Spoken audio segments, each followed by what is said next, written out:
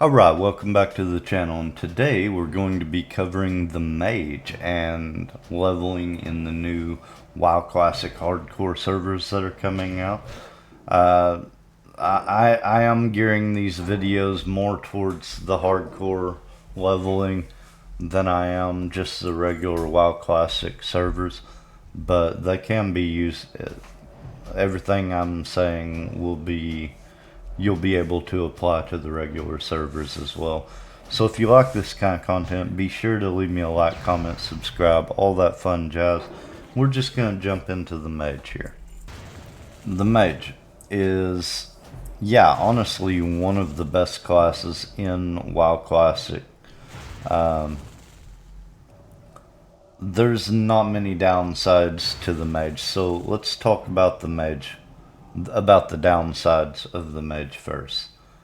You have a very small health pool and little to no armor, honestly.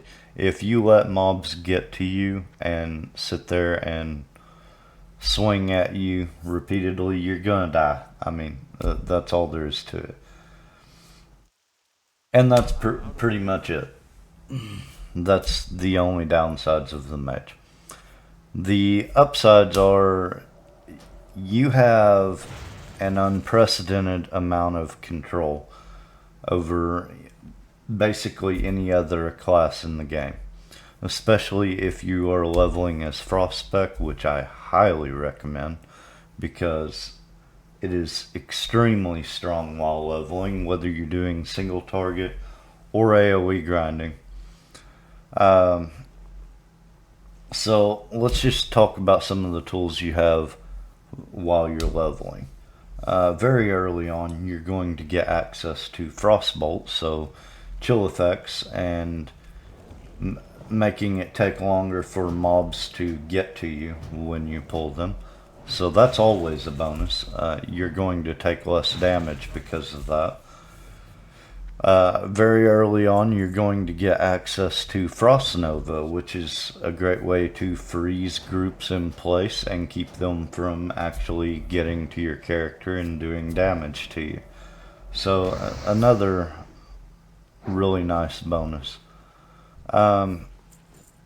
You'll notice that both of those are frost spells, which is why I say I recommend that you play Frost while leveling.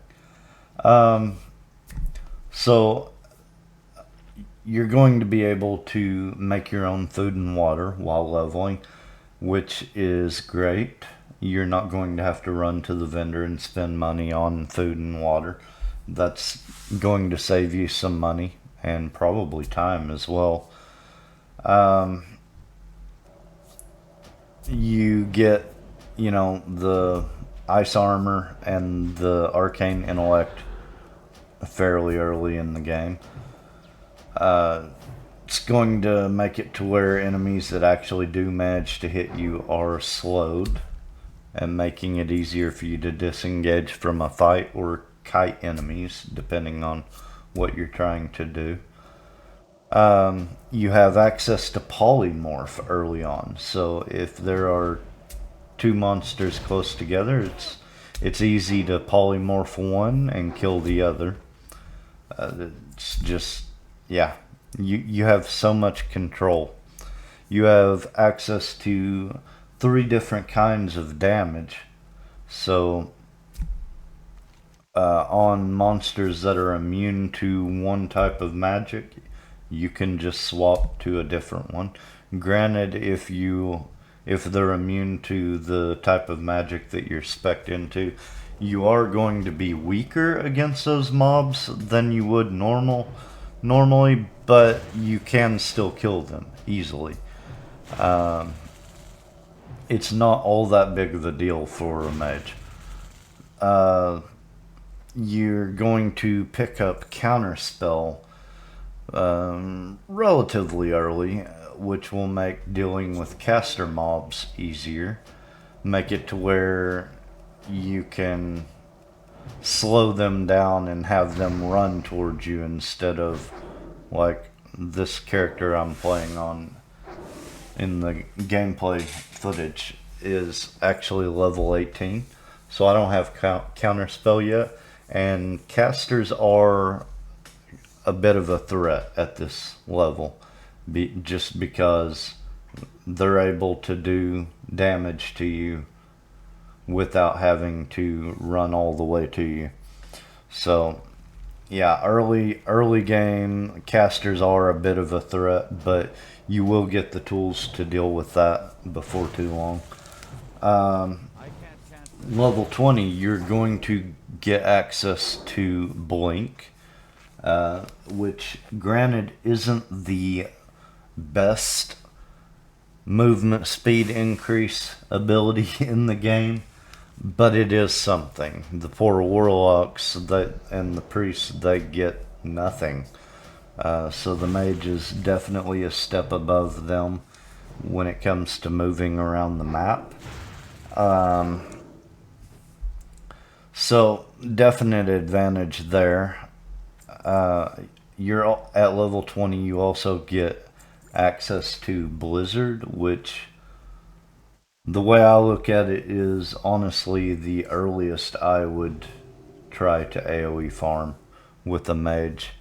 Yeah, and even then I would probably still wait until level, I don't know, 22, 23, somewhere in there before I really tried it. And this being a the hardcore servers coming out, if you're leveling on the hardcore servers, I would recommend not AoE farming, or at the very least limiting yourself to smaller pools, because it doesn't take much for something to go wrong and you have to run away, or just, yeah, you're gonna die.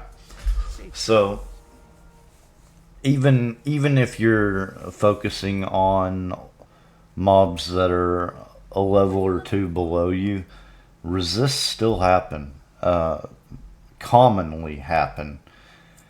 And if you're lucky, it'll only be one. If you're unlucky and two resist, you might as well just reset the fight. And, you know, when that happens, yeah, bad things can happen. So when it comes to AoE farming, I don't know that I recommend it all that much for leveling in hardcore.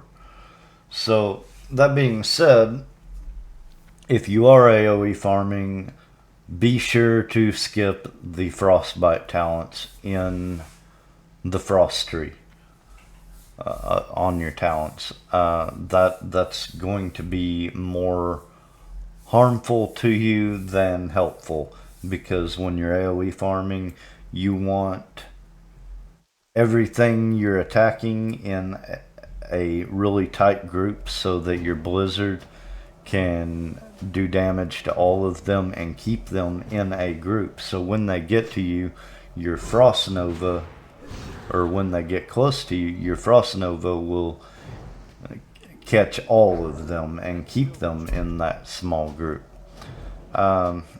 But with what I just said about not recommending AoE farming while you're leveling in a hardcore server, I do actually highly recommend the frostbite talents for single target builds.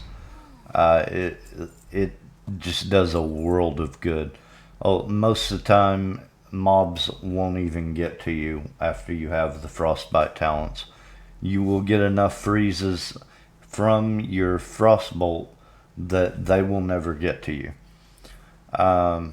And even if they do, you've still got Frost Nova, and you can back off and keep spamming Frostbolt at them. It's just it's a ridiculous amount of control you have over whether or not enemy mobs can make it to you or not.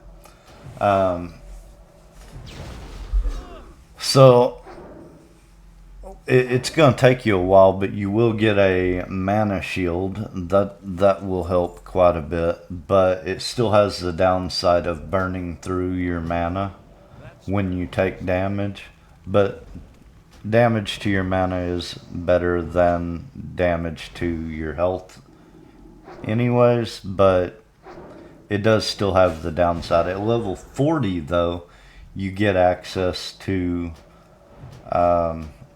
your ice barrier, and that's going to be when things get really good for the mage. You should be able to keep your ice barrier active all the time, and there's no real downside to ice barrier other than its cooldown.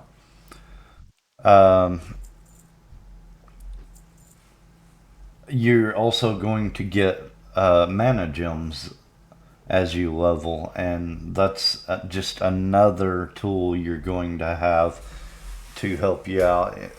Like it just happened to me there, where I had an extra mob come in at the end of the fight. Sometimes when that happens, you won't actually have enough mana to finish off the last target if you're not careful. And the mana gem is going to bail you out of situations like that. It's just, yeah, just another tool that you have for the mage, which is a class that already has so many tools available. Alright, so let's talk about professions. For most casters, or, well, most casters, you know, there's only three classes of casters in this game, really. That being the warlock, the priest, and the mage. For the warlock and the priest, I highly recommend you take tailoring and enchanting because of your reliance on your wands. And, you know, being able to make your own gear as well is nice, but the main consideration I have in saying that is the reliance on the wand. I don't find the mage to be as reliant on the wand as I do the warlock and the priest. So, it, in this case, in the mage's case, if you wanted to pass on tailoring and enchanting, I would get it. Alchemy and herbalism is another insanely good choice for a mage. Just to always be able to have your elixirs and your potions, your health potions and mana potions available while you're leveling. Just to have that extra, oh shit, something bad happened. Well, I still have a potion available. As you can see while I'm leveling right here, I'm currently out of potions, so if something bad happens, I'm in trouble. So, yeah, alchemy and herbalism is definitely an underrated option for the mage. That being said, though, it is always great to have a wand while you're leveling, just for when you run out of mana. If you can sometimes still manage to kill the mobs with your wand and stay alive, but yeah, with the mage, it's not as, you know, immediate of a threat. Let's see. What else should we talk about? Oh, yes. Do not forget to level your cooking. You need all the buffs you can get while you're leveling. And your first aid as well. Having bandages is going to save your life a lot if you run into unexpected circumstances while you're playing. Yeah, so that could be about all I can think of. Like I said before, I usually go over the talents for each class, but for the mage, I don't really see the need of it. Like I said, I highly recommend Frost Spec over any of the others just for the amount of control you get while leveling. And remember what I said about the Frostbite talents, depending on how you plan on leveling, whether you plan on AoE farming or single target farming and questing, just keep that in mind. So that's really all I've got for you on the Mage. This is honestly one of the more fun classes to play in WoW Classic. Uh, Let me know what you think about it. Be sure to leave me a like, comment, subscribe, all that fun jazz, and I'll see you in the next one.